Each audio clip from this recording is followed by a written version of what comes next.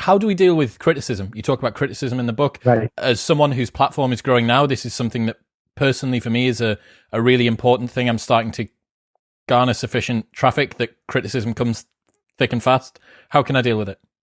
Yeah, so old dad joke guy goes to the doctor and the doctor says, you got trouble, your heart's going to give out in a few weeks. He says, I want a second opinion. And the doctor says, okay, you're ugly too. And the thing is, I would value the doctor's opinion on the first thing, but on the second, none of his business. None of his business. Because you're in a relationship with someone who doesn't think you're ugly. The fact that the doctor thinks you're ugly is irrelevant. So the key here is that all criticism is not the same. Just because someone found two earbuds and listened to your podcast doesn't mean you care about their opinion. It may very well be that they should listen to somebody else's podcast. You're not trying to be Joe Rogan. So if they want to listen to Joe Rogan, they should go over there.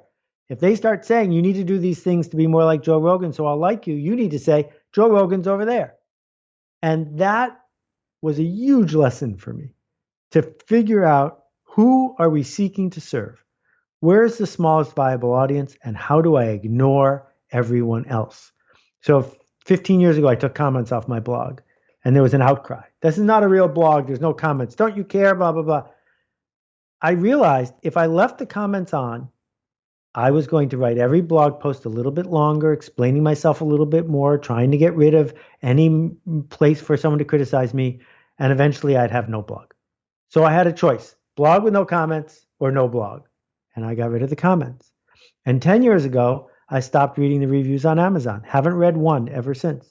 And my writing has gotten better, not worse, because a 1-star review doesn't tell me I did a bad job. It tells me the wrong person read my book.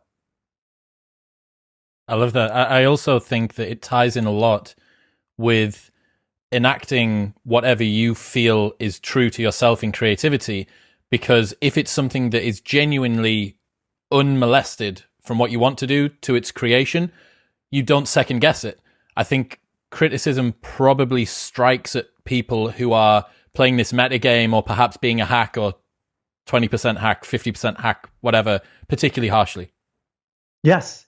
Now, there's something that goes with this that's super important, which is just because it's what you wanted to do doesn't mean it's guaranteed to work. Those are two separate things, right? So if you want to compose a symphony that's played entirely on raw pieces of fish, please do, but do not expect a commission from the London Symphony Orchestra. They're different things. And so part of what we do as a creator is we've got to figure out, who do we seek to change? What change do we seek to make? And then we have to make it for those people. Those people are the ones who are seeking to change, not necessarily ourselves. If it's a hobby, that's different. But if it's professional work, you're not allowed to hate your customer. You're not allowed to hate your fan, because you're there for them just as much as you need them to be there for you.